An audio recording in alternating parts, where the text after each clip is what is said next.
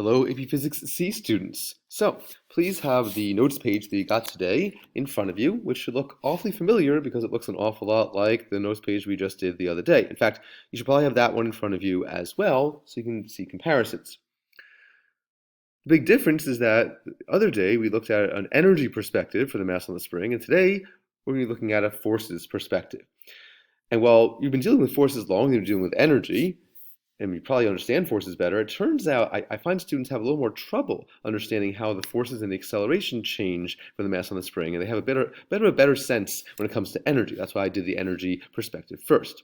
But just like before, we're going to be breaking it down moment by moment along its path, looking at all different pictures and labeling different parts of the picture, trying to figure out what it's doing at all these different moments along its oscillatory motion. Once again, you have a lot of the answers already written on your page, and so it's a bit of a challenge. You could just literally just, watch this without even listening, just write some things down as it goes. But more importantly, you have to sort of play along. And this would be a challenge in class. It's even more of a challenge not in class when you're watching this as a screencast. So I want you to focus in. I want you to really be invested in this and pretend you're in class. And I want you to engage with this as you listen and watch and write some things down. And so, if I'm asking a question here through the screencast, I want you to try to answer it. Maybe even pause the video and think about it for a second before you do. So you are pretending you're in class and you are participating with this. That's the only way to really get something valuable out of this. And it's a waste of time if you don't do that, okay? And there is certainly value to be gained by doing this. Okay, so here we go. We're starting at picture 0, and we start with the spring at maximum compression, x equals a, just like it is there. And now technically it should be negative a, but let's not worry about that. Just absolute value for right now. Time equals 0, we let it go, and first thing we want to think about is the spring force. Okay, so we know spring force goes by Hooke's law, F sub s equals negative kx, and so if the position is maxed out, we know about the spring force. It's maxed out as well. So we got the maximum spring force there, which also means it has the maximum acceleration from sigma equals ma. Now this is a little bit strange because the speed is 0 and yet the acceleration is actually the largest value, and that's often where the sticking point comes in here because they're sort of out of sync with each other. Okay, so the speed is 0 when you let go, but it's actually accelerating at the largest value. On the picture, I want you to go ahead and draw a vector for the spring force.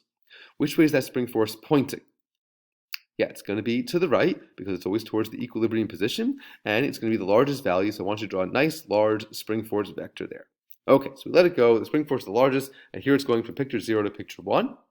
As it goes from 0 to 1, what's happening to the value of x? Yeah, it's decreasing. In picture 0, it's a large value of x away from 0, and here it's a smaller value of x. And so the value of x is decreasing as it's moving to the right. And if x is decreasing, what's happening to the spring force? It's decreasing. And so we want to draw a smaller spring force, significantly smaller. And if the spring force is decreasing, what's happening to the acceleration? It's decreasing as well. Okay, so what's happening here? So it's moving to the right. Which way is the acceleration pointing? That's to the right as well. Since the force is to the right, the acceleration is to the right, and so the velocity and acceleration point the same way. They're both to the right.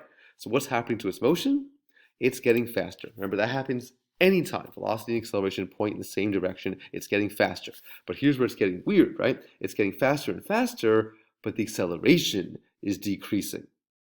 Again, that's where some of the sticking point happens. So acceleration decreasing doesn't mean it's slowing down. It just means it's getting faster and faster at a decreasing rate of getting faster. Think that one through. Okay? So it's getting faster, but at a decreasing rate of getting faster. Okay? So now we get to picture 2, where the value of x, of course, is 0. It's at equilibrium, which means the spring force is 0. The acceleration is 0. Does that mean it stops moving? No, of course. In fact, if you're looking at the previous picture of all this, you can just copy the velocity vector onto it. It's moving really fast. It's been getting faster this entire time. It just, at this moment, stops getting faster. So it blows right past equilibrium, and then it starts stretching the spring out. So if it's stretching the spring out from picture 2 to picture 3, what's happening to the value of x? All right, it's increasing. So what's happening to the spring force? It's increasing. Of course it is. Now, which way is that spring force pointing? Pause the video if you want to, and go ahead and draw the spring force on picture 3. Okay, hopefully you drew it to the left. Remember, this is a restoring force. So the spring force will always try to restore the spring back to its equilibrium position. It's always going to be pointing along towards that dashed line.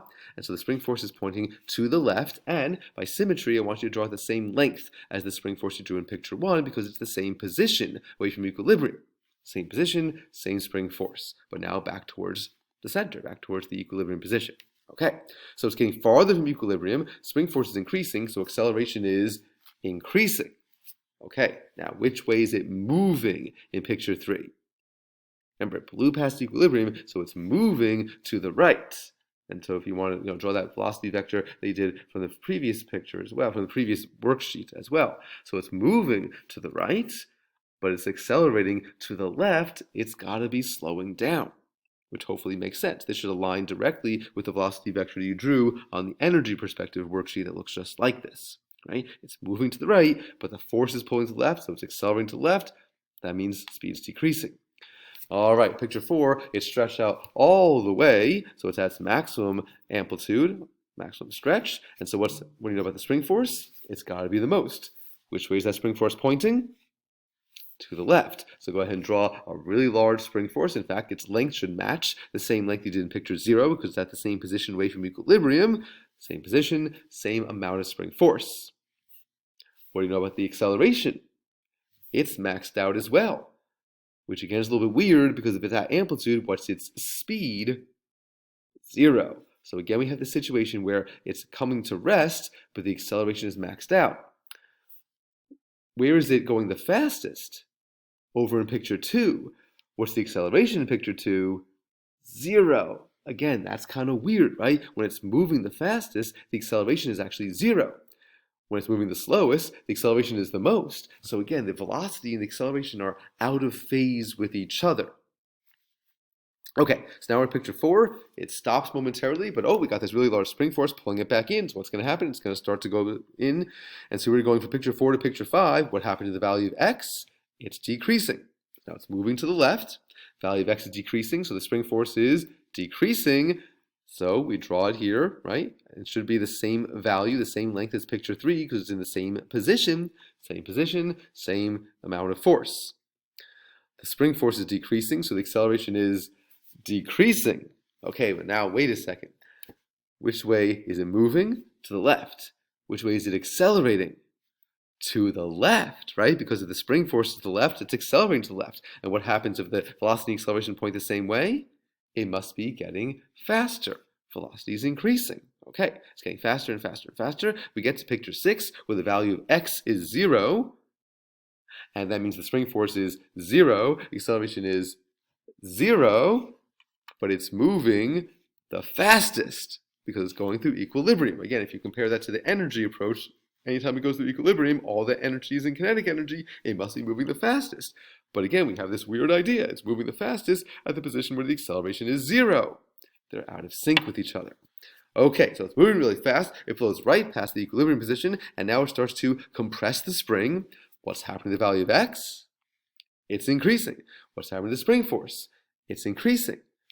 Which way does the spring force point? Pause the video, draw the spring force on picture 7.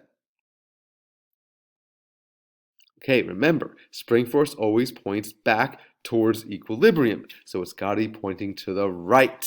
There's the equilibrium line, right? It's compressing the spring to the left, spring force is to the right.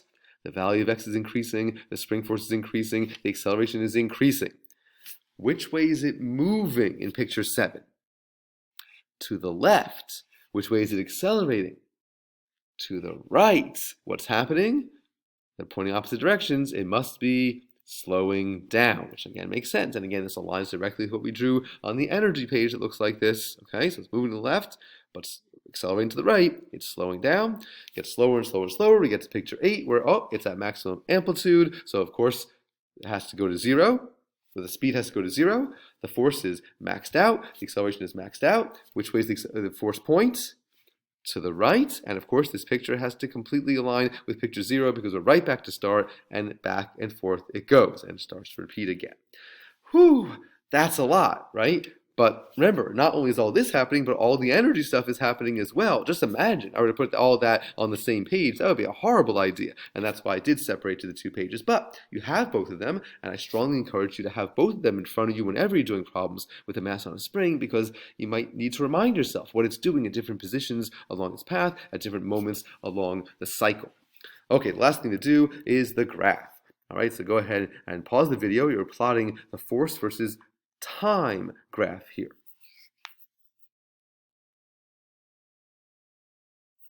Okay, so I hope you paused the video. I hope that you have already plotted it out, and now you're going to see, I'm going to lead you through it. And just like we do in class, I hope that you plotted it out like quarter period at a time. That's, I think, the best way to do it, so you can see what it's doing at quarter period, half, 3/4 full, and repeat, and then just connect it with a nice smooth curve. So we're talking about the spring force, which is negative kx. Of course it is, right? And if we're plotting against time, well, we know what the position function looks like. We can just literally put that in there. X equals a cosine omega t. Oh, but wait a second. Wait a second. This spring starts compressed, right? That's the negative position. So when time equals 0, x has to be negative a, right? Let's think about that.